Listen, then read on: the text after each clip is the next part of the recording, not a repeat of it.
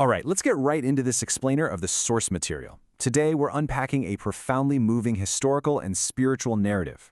We're looking at a story about a breathtaking exile into the unforgiving wilderness, driven by completely selfless intentions, and then a reluctant, obedient return to a world of absolute hostility.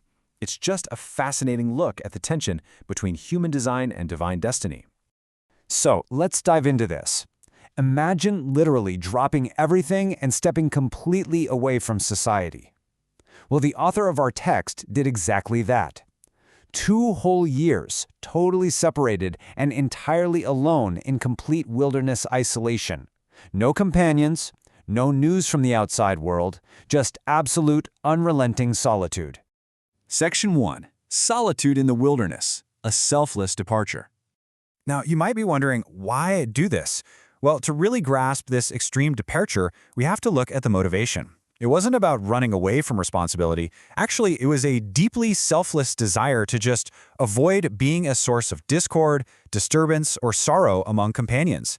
It was a physical withdrawal meant entirely to preserve peace. But here's where it gets absolutely fascinating. Look at the incredible duality experienced during this exile. On one hand, you've got immense physical suffering. We're talking tears of anguish, days without food, nights with zero rest. But simultaneously, there was an entirely different spiritual reality taking place. Despite the starving and agonizing physical pain, the author experienced absolute inner peace, wrapped in blissful joy and communing solely with the spirit, completely oblivious to the material world. It's kind of mind-blowing, right?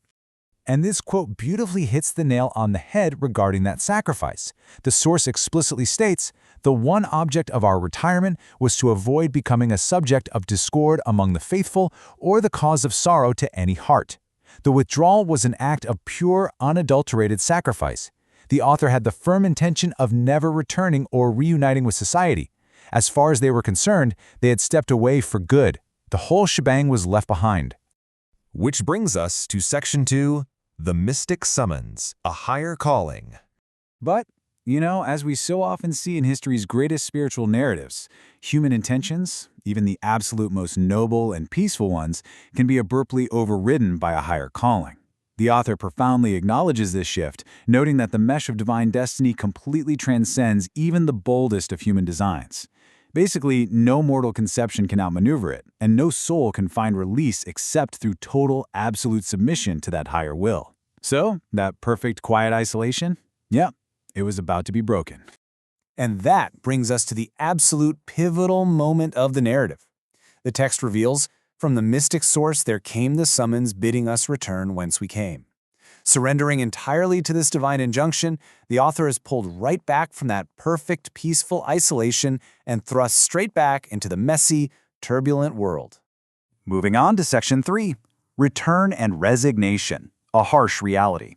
So, leaving that state of blissful spiritual communion to re-enter society? It was a brutal crucible. It really tested that profound spiritual surrender. Upon returning, the author faced a staggering reality.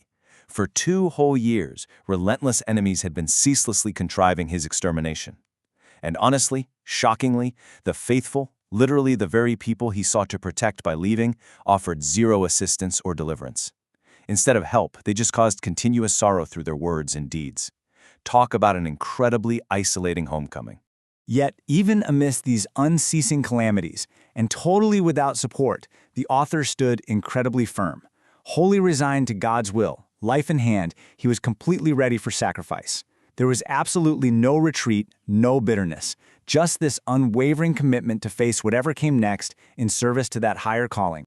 The absolutely crucial takeaway here is this overarching theme of complete reliance on a higher power, finding strength in God alone when facing unimaginable trials. As the text concludes, "We are God's, and to Him shall we return." It is such a powerful testament to finding an unshakable anchor when literally everything around you is a storm.